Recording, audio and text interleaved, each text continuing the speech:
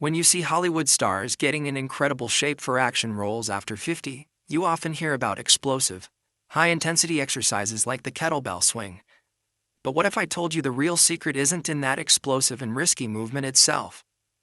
What if the true power lies in a foundational movement that anyone can safely master at home, with just a very light weight, or even nothing at all? Trainers for elite clients know they can't risk injury. They need what's effective, efficient, and above all, safe. That's why they focus on mastering a core movement pattern first.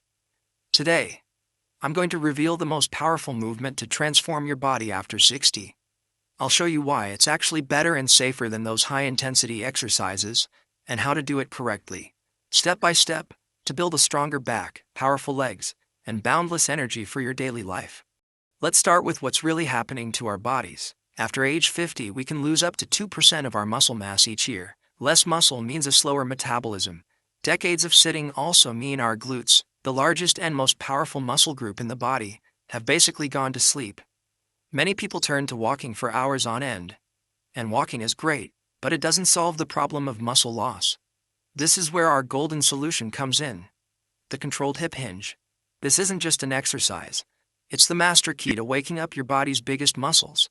When you activate these large muscle groups, you don't just burn calories while you're moving. You restart your metabolic engine for hours afterward.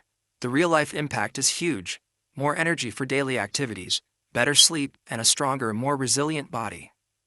Why is this movement your superpower? Now this is where most people get confused. They see explosive movements and think that's the only way to build power, but that explosive quality comes with risk.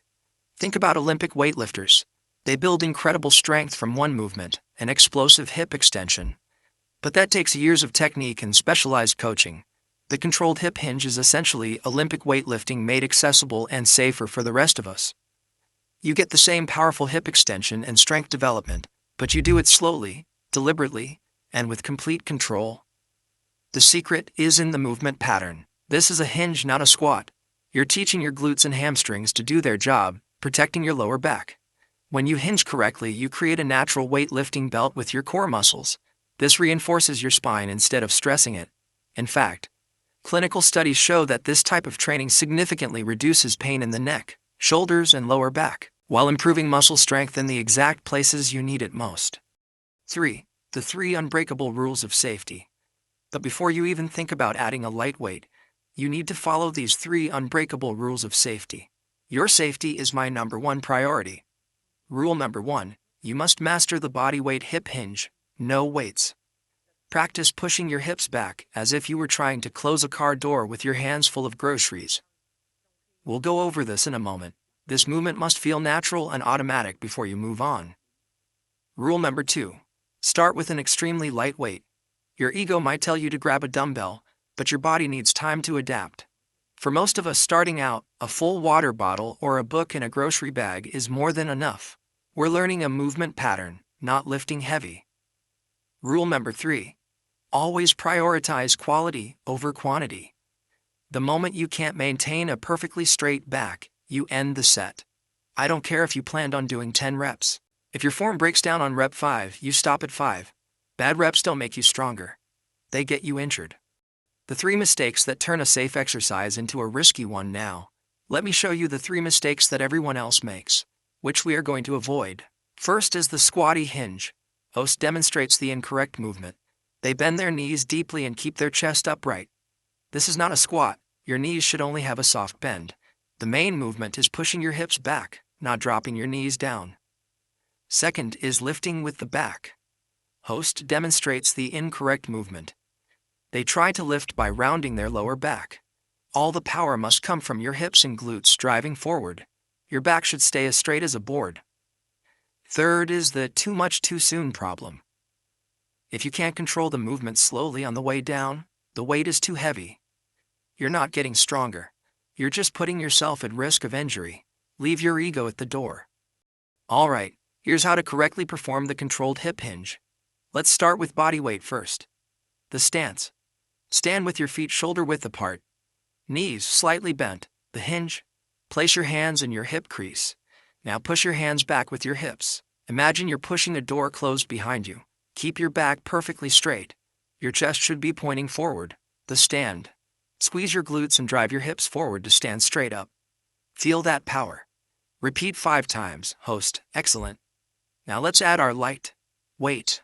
Host picks up a water bottle or shopping bag. The setup. Place the object on the floor between your feet. The reach. Hinge down with that perfect form and grab the object with both hands. The lift. Keeping your arms straight. Drive your hips forward and squeeze your glutes to stand up, lifting the object. The lower. Slowly reverse the movement with complete control, pushing your hips back to place the object back on the floor. Perform 5 more times. 6. Your action plan. So how do you put all of this together? For most beginners, start with just your body weight. Once you're confident, use your light household object. This isn't an exercise you just do for 3 sets of 10 and then forget about. Think about practicing it throughout your day. But for a structured routine, try this. Perform 2 to 3 sets of 8 to 10 slow, perfect repetitions. Do this 3 times a week. Monday, Wednesday, Friday is a great schedule. This gives your body 48 hours to recover and adapt.